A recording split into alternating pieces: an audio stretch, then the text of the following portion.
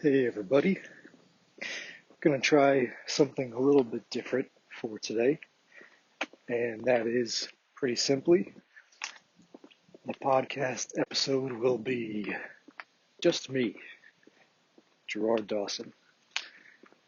So I'm actually taking a walk around the neighborhood where I teach during my lunch break. I can sign out and come back before I have to teach classes, and it's a good way to refresh my body and mind and take a little bit of a walk. And so I'm also going to share a couple of things that I've been writing down with you. See if anybody likes this format and bring the school bus. If anyone likes this format, and maybe I'll do some more episodes like this. So what I'm going to talk about today is inspired by something that I recently saw on Twitter from the, entrepreneur and angel investor, Jason Calacanis. I think that's how you say his name. So he invested in a bunch of big companies, and he has his own podcast. And what his tweet was about was the 9 reasons that people don't get wealthy. And he listed both things that he feels are within the control of the individual, such as not learning enough skills or not reading enough books, and also things that are not in the individual's control, like being born into the wrong circumstances and being born at the wrong time. So I thought this was a really good concept and something that I could kind of apply to the experiences I've had with a bunch of different companies, because one of my favorite parts about getting the chance to work with a lot of different companies as opposed to just one is I get to see from an objective outside view how people's behaviors, both in the long term and the short term, affect the goals that they're trying to reach. So I'm going to share with you today 9 things that I've observed, and I'm not going to share any people's names or anything really specific, so you'll have to kind of take this for what it's worth. And um, it'd be awesome if you fly back to this with your reasons numbers 10, 11, and 12 for why you think people don't get their product or service into schools. So the number 1 is they don't have conversations with the people they're trying to serve. They don't talk to educators, teachers, parents, administrators. And this is a huge mistake because, yes, you might be really excited about your idea, but it doesn't mean that anybody else actually cares about it. And the first few on the list actually all kind of relate to the same theme of being too disconnected from your market. So that's the first one. You didn't take the time to have any conversations or enough of them with the people in your market.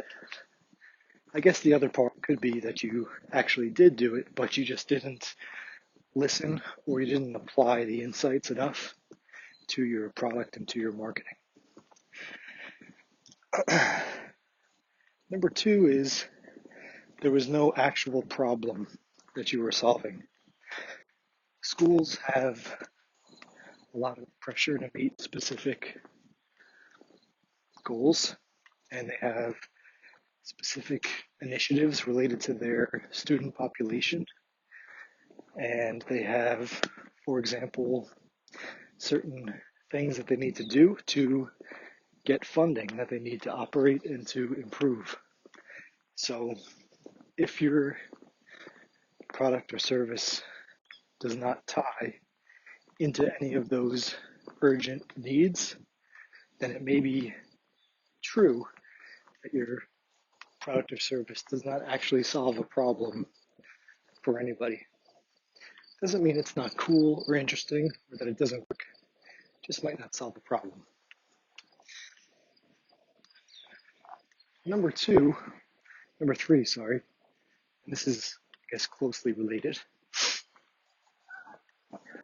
This is branching off from number two and saying maybe there is a real problem that your product or service is addressing, but you might not actually be a solution to it. Maybe it's only a partial solution, or maybe it takes too much time or money, so it's not a realistic solution. And or it may not, might cause other problems that make it not feasible to actually use within a classroom or a school or an individual family's household. So those are the first three that are all really related to knowing and understanding your market. Number four says too many features. So this might be if your product is too big, trying to do too much at once, and when the first users get to it, it's overwhelming and they can't see the immediate benefit, so they don't use it, or they don't want to extend their free trial into a paid option, or they don't want to refer it to other teachers who might get confused, etc., etc. This relates to the whole minimum viable product philosophy, which I know some people disagree with, but often in a classroom or a school where there are varying levels of tech competency, it's really important to have the scope of the product or service clearly defined and intentionally presented. Number five, and this is really a marketing and sales issue, would be you didn't do enough work specifically in person to build a network of educators or parents who you're trying to serve. Nothing beats the connection that you're going to make to people at either a meetup group for parents, especially parents with specific needs, or a conference for teachers and administrators. This is where ultimately people don't really care about your product or service. They care about them and they care about you. Of course, what I mean by they care about them is they care about the problems that they have. And even more so, whether this is your brand or actually you, they're not going to buy your product or service, they're going to buy you, whatever that message is. So being there in person to make connections, build networks, even, yes, get leads, prospects, is something that if you overlook, won't be good. Number five, six, and six in particular are related to, I guess, the person, human resources almost, and how you spend your time as a person. So number six is trying to outsource important things too soon. Outsource or automate. So maybe when you should be still getting into classrooms and doing all your research that way right away, you try to opt in instead and use a survey that's going to collect feedback from people digitally. And you get too disconnected too soon. or some part of your marketing and sales process that really would be best at your early stage done in person. You try to record onto a webinar or video instead of showing up at the schools or on location or picking up the phone. So taking away the human touch before ready is another reason you could fail. Number 7 is the competition. Maybe this is an obvious one, but there have been cases where I was using a product in my classroom and I got the email. I can think of 2 specific cases of this where the CEO or founder wrote an email to say basically that they were shutting down because there was another company that was surpassing them and they knew that they just weren't going to keep up. So maybe this is because you ignored the warning signs. Maybe the other company came out with some new release or new campaign that just you couldn't keep up with.